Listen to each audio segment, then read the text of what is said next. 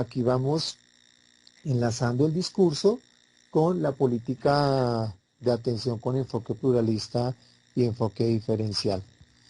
Dentro de la política, puntualmente es el Acuerdo 10 de 2016, nos dice que la inserción de las poblaciones se facilita brindando a estos colectivos poblacionales una atención con enfoque participativo y pluralista que busca fortalecer sus competencias.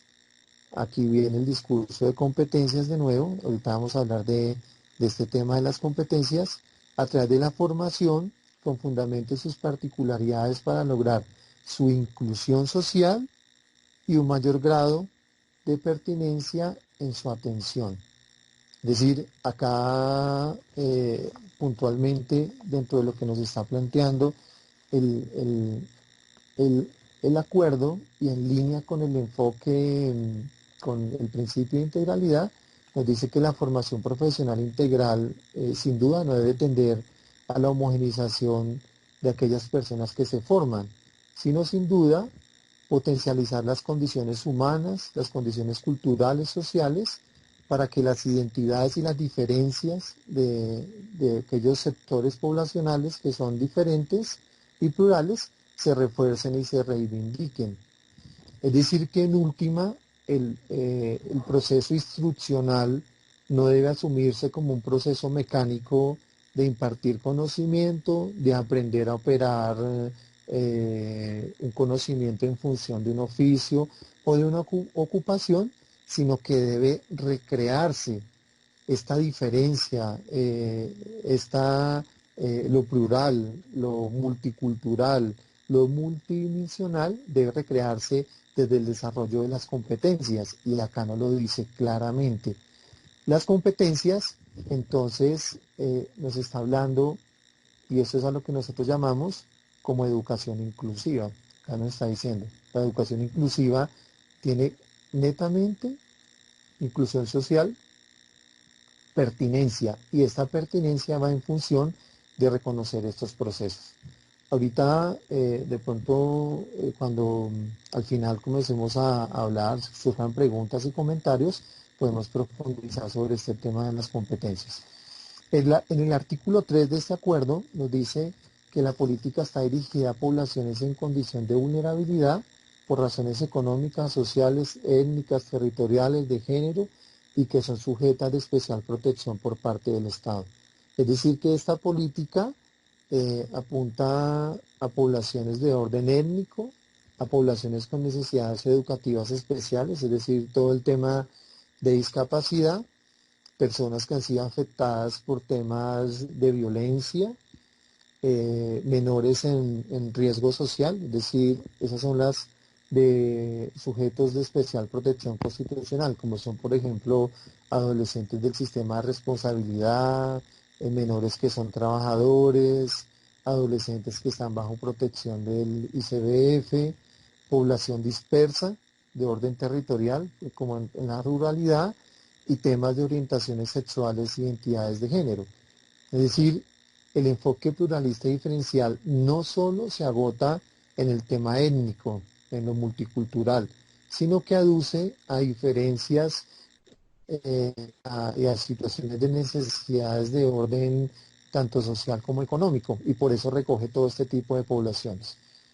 Toda política de orden inclusivo, toda política de atención diferencial y pluralista se denomina acción afirmativa.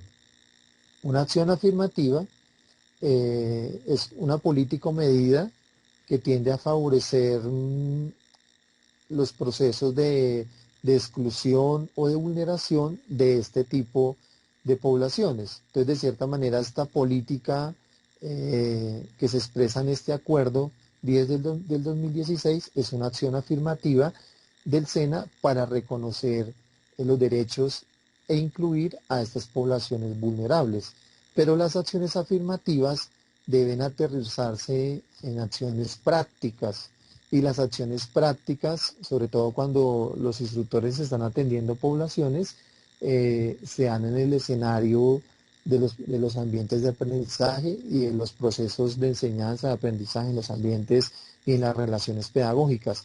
Es ahí que esta política no solo debe ser de orden estratégico y de orden de soporte de temas administrativos, sino que también es netamente misional, y lo misional se aterriza entonces en el quehacer de los procesos de aprendizaje, en donde está directamente imbuido como sujeto principal y como actor el instructor.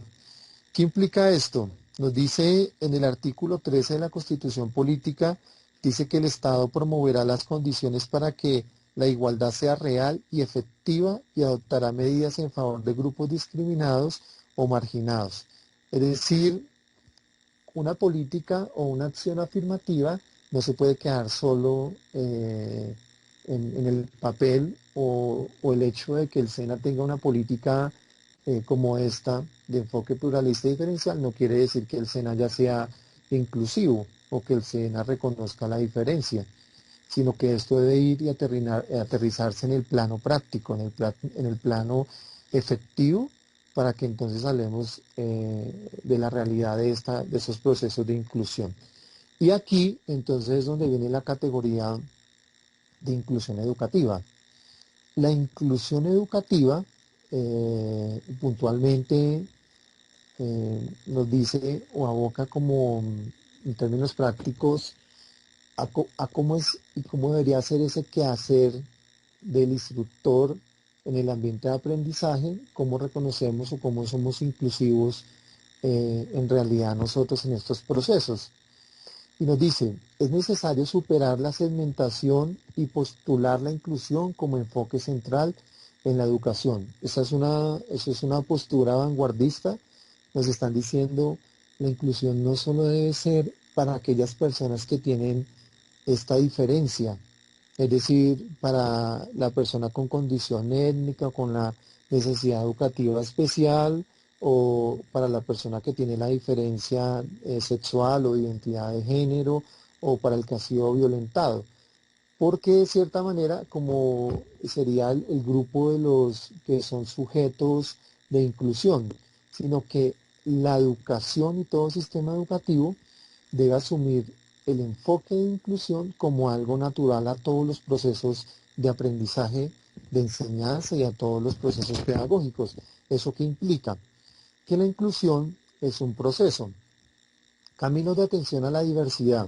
Hablábamos dentro del enfoque, dentro del principio de integralidad, que el ser humano es multidimensional, que el ser humano aprende de maneras diferentes y que aprendemos durante toda la vida. Es decir, que cuando el instructor tiene allí 20 aprendices, tiene 20 universos, tiene 20 historias diferentes de vida, tiene 20 contextos sociales, económicos, de violencias intrafamiliares, de historias de vida, historias familiares, karmas, si creen en ese tema, y allí son 20 sujetos de derechos que tienen ritmos de aprendizaje diferentes, que tienen condiciones diferentes, nutriciones diferentes, pero además de eso, que tienen procesos de desarrollo cognoscitivo y de desarrollo multidimensional diferente, porque son producto de diferentes escuelas, de diferentes situaciones.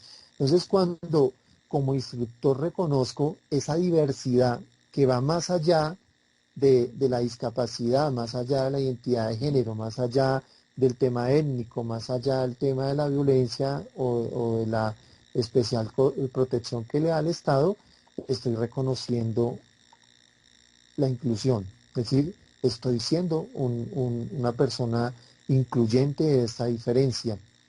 ¿Qué implica? La identificación y supresión de barreras. Las barreras tienen que ver con la organización, con las metodologías y con las concepciones.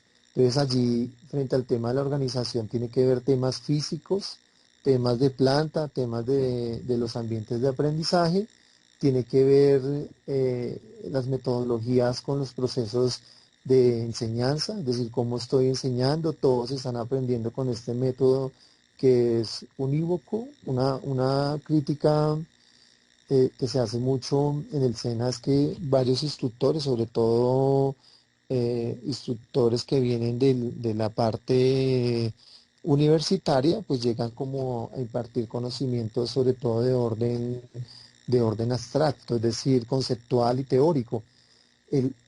Allí estarían solo reconociendo la dimensión de lo mental, de lo cognoscitivo. Y cuando estamos hablando de, de formación técnica y tecnológica, pues lo teórico y lo conceptual es solo apenas un 20% de estos procesos, en promedio. Y lo otro es lo práctico. Entonces allí metodológicamente revisar estos procesos también es una postura incluyente. Y acá viene el más complejo, las concepciones.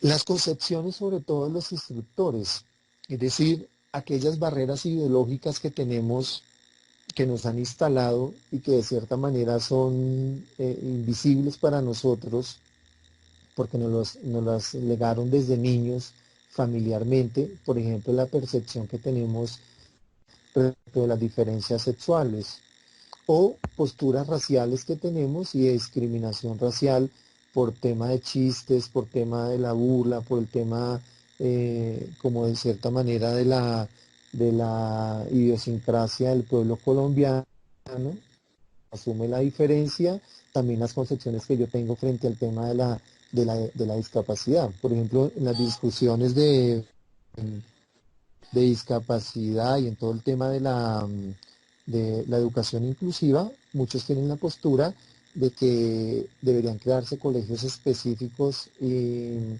especializados para que recojan a este tipo de población y dentro de la discusión inclusiva es vincúlenlos como si fueran una persona con sus necesidades puntuales, pero incluyanlo dentro de los escenarios comunes porque él es sujeto de derechos. Implica la presencia, participación y el logro, es decir, sujetos de formación, romper con la visión asistencialista y compasiva. Acá hay un tema y es que, por ejemplo, cuando se ve a la persona con necesidades educativas especiales por un tema de discapacidad, muchas veces la visión es cómo lo asistimos y de manera compasiva cómo lo observamos y cómo le entregamos los procesos de aprendizaje. Allí, dentro de este enfoque, nos está diciendo esto, nos dice puntualmente, asegurémosle respecto de la presencia un lugar seguro, ¿sí? Es decir, debemos garantizarle la seguridad. Aseguremos su participación, es decir, la participación de esta persona que tiene necesidades educativas especiales o que está siendo vulnerado, excluido, nosotros debemos revisar la calidad de las experiencias que está recibiendo y de los aprendizajes esta persona. Y que el logro, entonces, cuando hay una diferencia o hay una necesidad educativa especial, el logro también debe revisarse porque el resultado de aprendizaje debe estar sin duda generado en relación al currículo y pues sin duda si tenemos unas intencionalidades, unos logros específicos, debemos adaptarlo, adecuarlo, sobre todo en esta parte metodológica, para que esta persona lo logre. Y la atención a aprendices con riesgo de marginalización, exclusión o bajo rendimiento.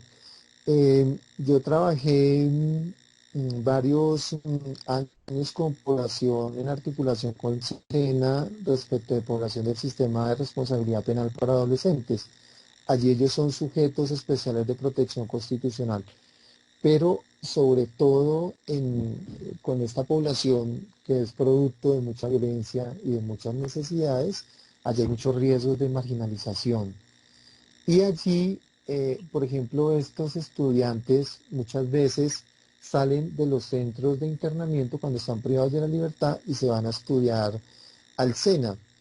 Ellos puntualmente y por diferentes situaciones que nosotros recogimos y que se filtraba información, que ellos eran del sistema, los marginalizaban, los excluían.